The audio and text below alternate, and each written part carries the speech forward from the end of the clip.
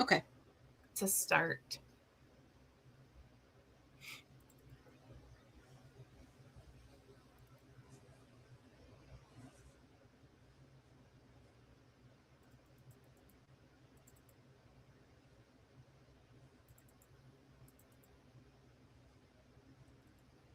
Huh. Okay. Well, I guess I'm wrong this time. Oh, wow. I've got all these error messages. Yike. Oh, Okay. the technology. Yeah. Yay, technology. This is so weird. And of course it didn't happen before, but hey.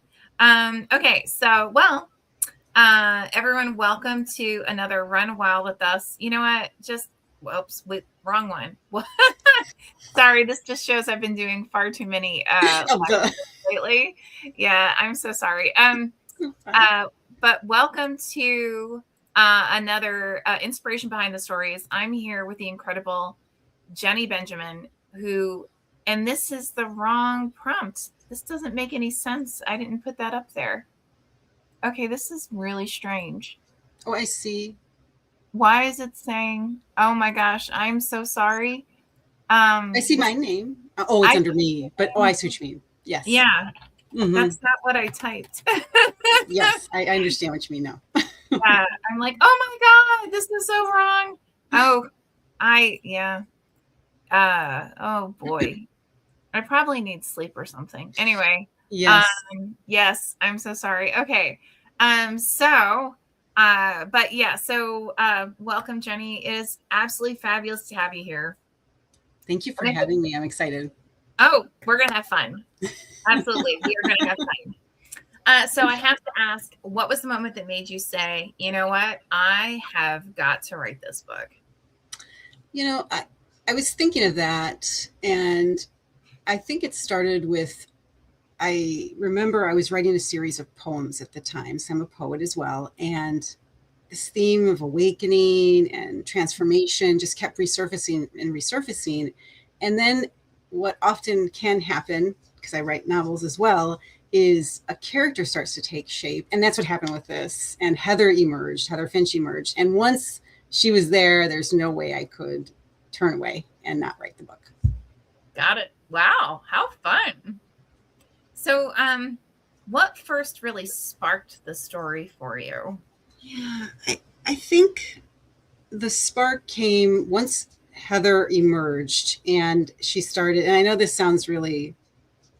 strange, and but people who write know this. I start hearing voices in my head. The voices take shape, and so it's lines of dialogue, but it's also then so it starts kind of auditory for me, and then it goes to scenes, and once Heather came forth, and I really wanted to pair this transformation from her past to her present, then it took off from there, I think.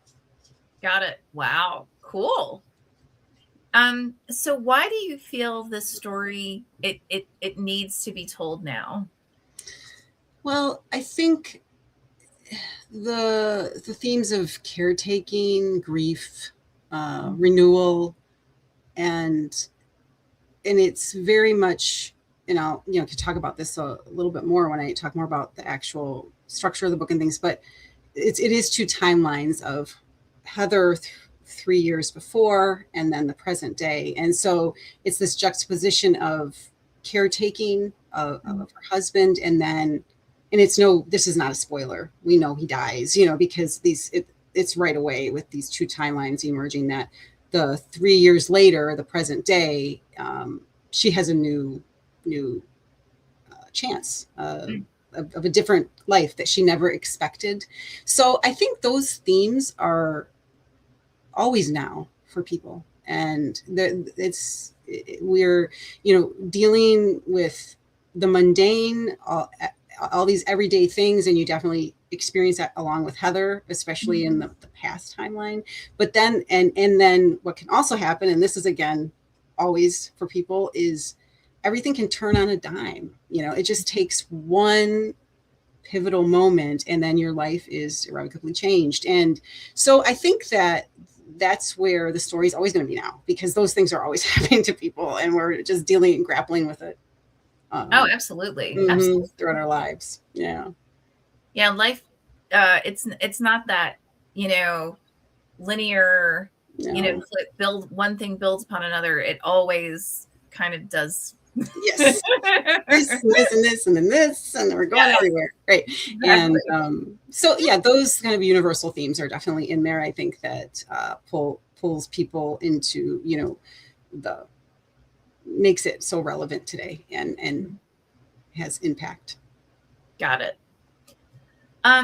Now almost everyone, like when they're writing a story, even though they may not have this in their head when they first start, but Mhm. as they actually develop the story, there are questions that arise that they feel like, oh my gosh, I have to answer this. This is so Yeah. important. Yeah. What were those questions for you? Well, I think the question of going back to that idea, the theme I talked about with caretaking, and the question of how the role of caretaker, and if you have someone taking care of you, what new people emerge from those roles when we are thrust into them, and how do you navigate that? How does that change the trajectory of your life and bring meaning and alter your view of how you approach everything you do? So that became something that I really, well, I knew it was there, but I just couldn't help but explore it more as in during the writing process and as the characters developed, especially Heather. Mm, mm. Um, Taking 100 steps back, Sure. what is the story about? Okay. And I'm hearing my dog. I hope I Oh, thought you're she had fine. a bone. It would be fine. Totally So fine. We've had um, dog butts in the camera. We've had cat we're butts in all the used to camera. it with That's Zoom and fine. stuff. But and it's kind of the witching hour where they win everything. And so the book is about, well, the title character, Heather Finch, is the protagonist, and it does have the two timelines of remember chapters, that is 3 years previous, and then live chapters, that is present day. So, and it, Mm. it sticks to that pretty much. I think there maybe is a couple chapters where you have two live in a row, but it pretty much sticks to that structure. So Heather in the remember chapters, again, I mentioned Mark, her husband, who's only like 40, has a stroke. Mm. And it is, they don't know if he's going to survive. And that's how the book opens. And they're being rushed to the hospital. And so that timeline follows what happens after that stroke for the family. She has two teenage children and they become the caretakers of Mark. He, needs all help with all personal care and has no short-term memory. So he's completely altered. He was a police officer. He was always going to the gym, very, very life-changing events. And it completely changes the structure of the family. So those are the remember chapters that take us through some time up until, and again, we know he dies because then the 3 years later, the live chapters, he has passed away, and Heather has won a writing grant for her Cozy Mysteries to travel to the Scotland Highlands and be like the writers in residence for the summer.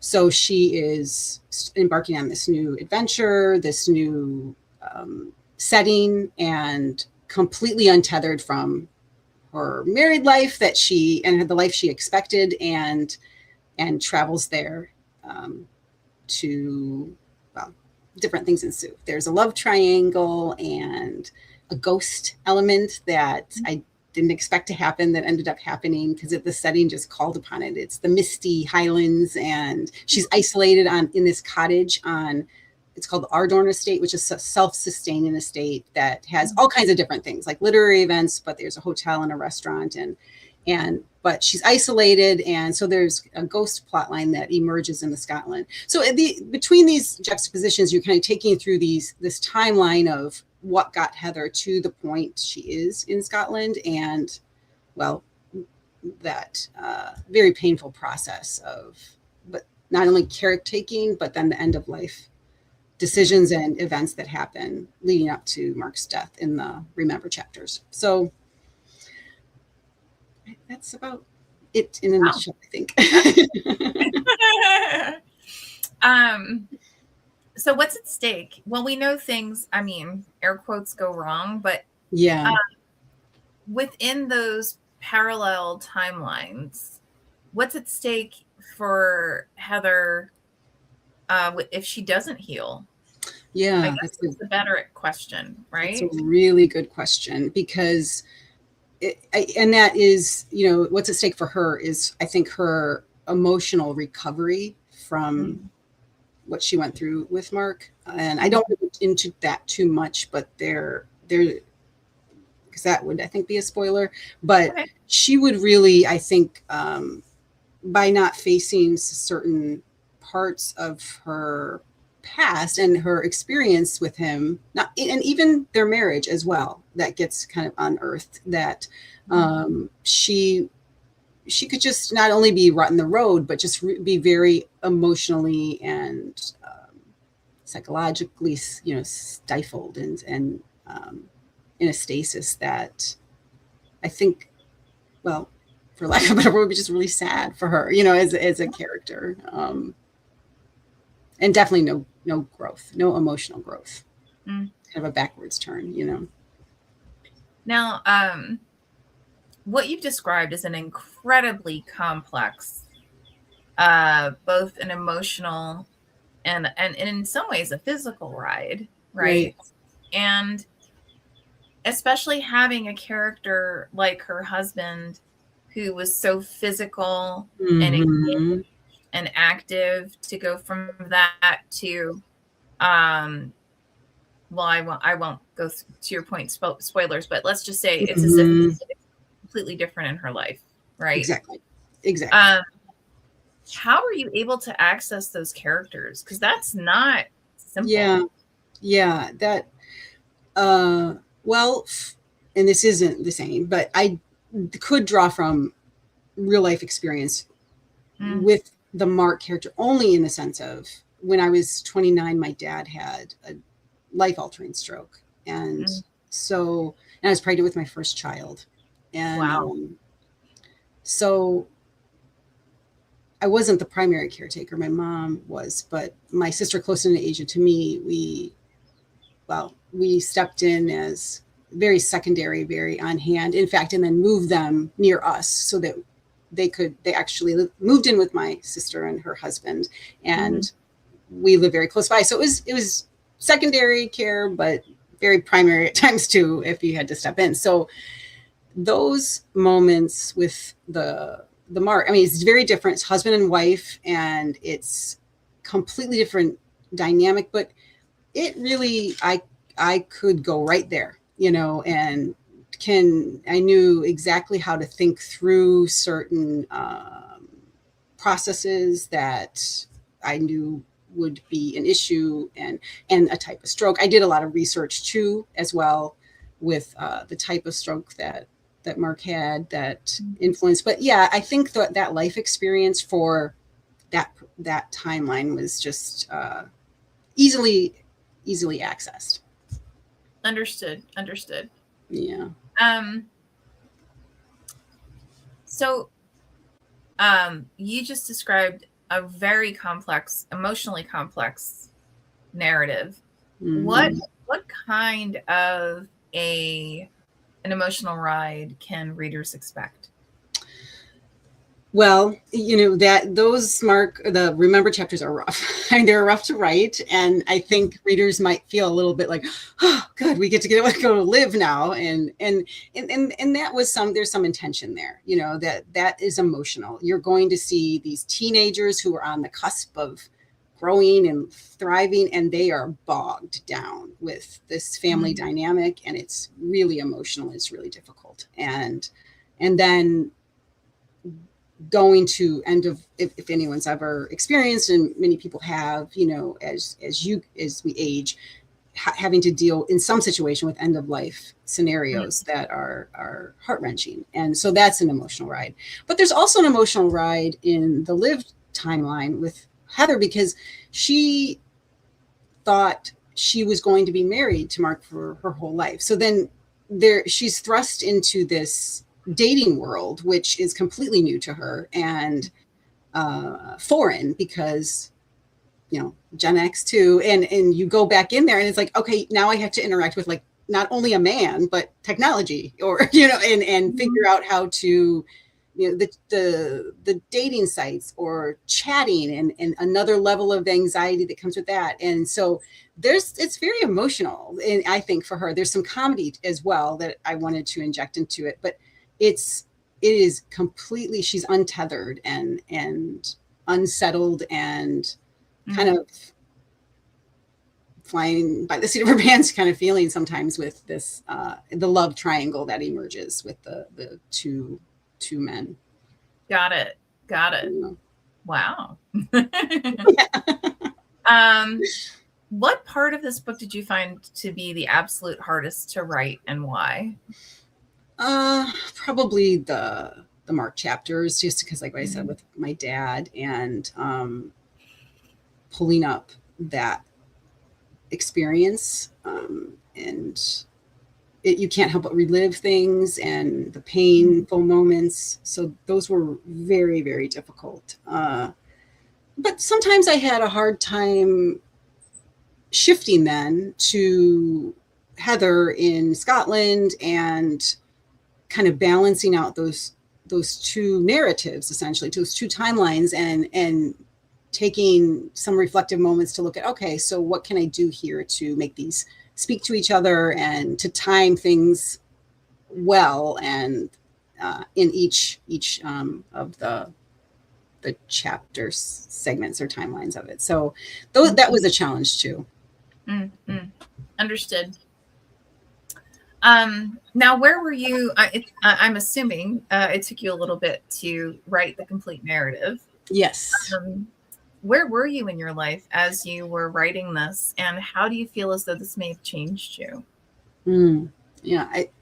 So when I wrote Heather Finch, I was pretty newly divorced and had sole custody and placement of all three of my children. So it was Jenny all the time on, and it was challenging. Plus, my dad had passed away, but my mom then went into a period of her life. She was pretty healthy, but she then needed care as well with congestive heart failure. So that element was beginning at that time.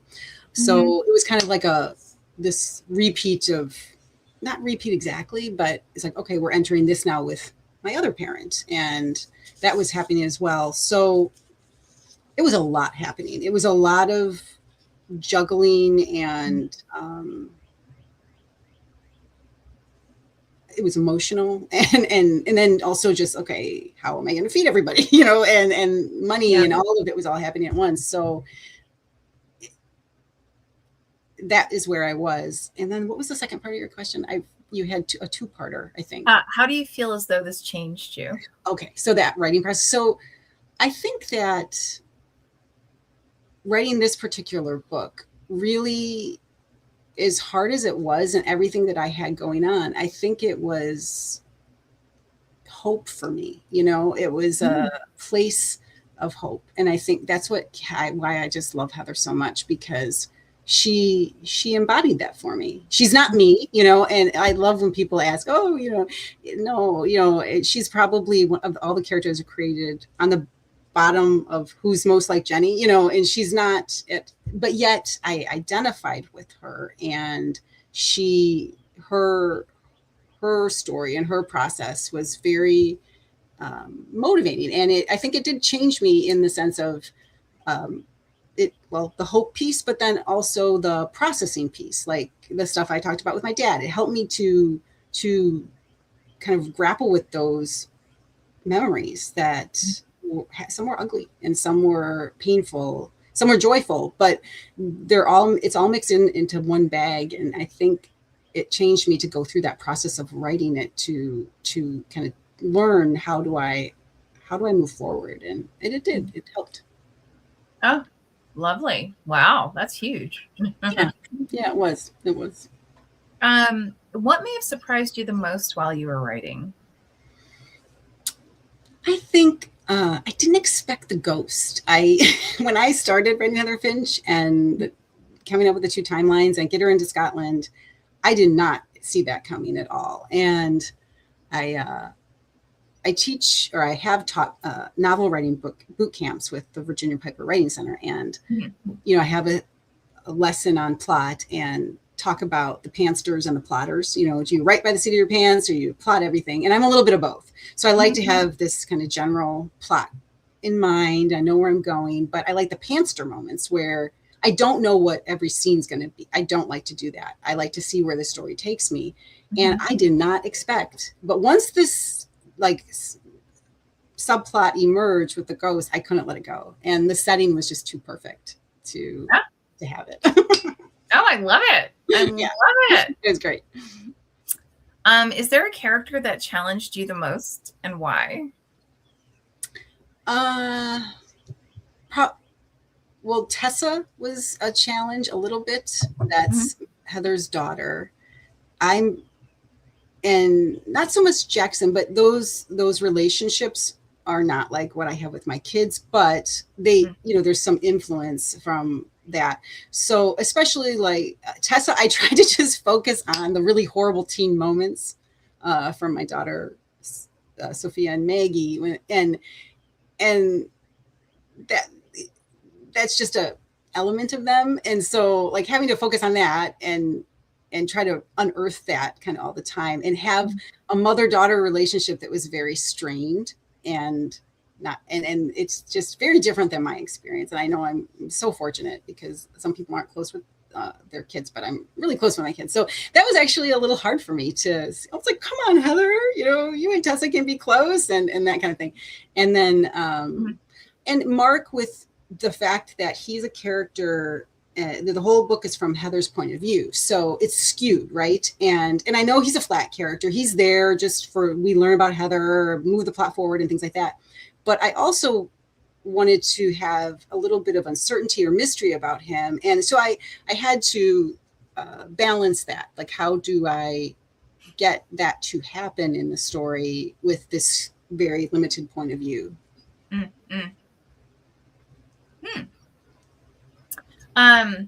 Is there anything that almost didn't make it into the book, and why did you keep it? Yeah, it's not almost didn't make it, but Heather's best friend, Leanne, who's one of my favorite characters, she's just a hoot. She's really funny. I love their friendship. But I know when I started the book, she wasn't there. So she came quick, it's not like I had the whole book written and then all of a sudden I'm like, I need Leanne. It wasn't like that. I was at a kind of earlier point, but I did have to backtrack then and insert her and revise some of those early chapters because when she came to me, I'm like, I can't. So now it's really hard for me to imagine this book without Leanne because she's just so wonderful and she's so good for Heather and emotional, that emotional support of the friends, the humor, the knowing each other since they were kids. There's just so much to bring forth, Oh, I love it. Love it. Who do you think will fall the hardest for the book? And by the way, take this as an opportunity for you to mention a certain win you had. Yes, thank you for the prompt. Yes, I just was awarded a favorite with the Independent Press Book Awards. So with Heather Finch. So I'm really, really excited. And press release just went out here in my area to sure as well. But anyone I thought who might be interested here in Milwaukee. And so I'm so excited about that. And I hope it brings more readers and acknowledgement, just others to know Heather too, as I do. I think anyone who is at, like I talked about, those points in life where change is imminent, it's happening. Something has made you have to do a complete life pivot. You've got to figure it out. This book will really speak to you. It'll resonate. Is there anything that readers typically say to you, oh my gosh, I was not expecting that? I think the ghost, I had a couple readers say that. A couple readers too with the love triangle, that they didn't expect certain things to happen. And I was a little surprised by that, and that's such a neat thing as an author to hear. It's like a, I don't know, a little bit of a dual surprise thing happening that is interesting. So yeah, I've heard that as well from readers. Cool. Okay. If someone picks this up and let's say they're maybe 20 pages in, what keeps them going? Well, I think the opening chapter is the stroke. It's hard not to turn the page with that crisis moment. I think it pulls you right in, and then, as I kind of said before, with that, when you get to the live chapters, and then I think there's a compulsion to want to know, well, okay, so what's going on now, and it does kind of move quickly, I think, with between the juxtaposition of those timelines. Understood. In one sentence, why should someone pick up the book? Gripping story of transformation, self-discovery, and love. Oh, wow. Great. One sentence. One sentence. Woo! We always have to think of it, don't we? We're writers. Well, honestly, with that, oh my gosh, Jenny, the time just flew. And I know. I so adored chatting with you. Anybody who's watching, you've got to pick up Heather Finch. There's a reason it recently won an award. I mean, seriously. So, Thank you. With that, Jenny, have a fabulous weekend. And you too. Thanks for having me. This is so fun. Yay! And look forward to the next time we have a chance to chat.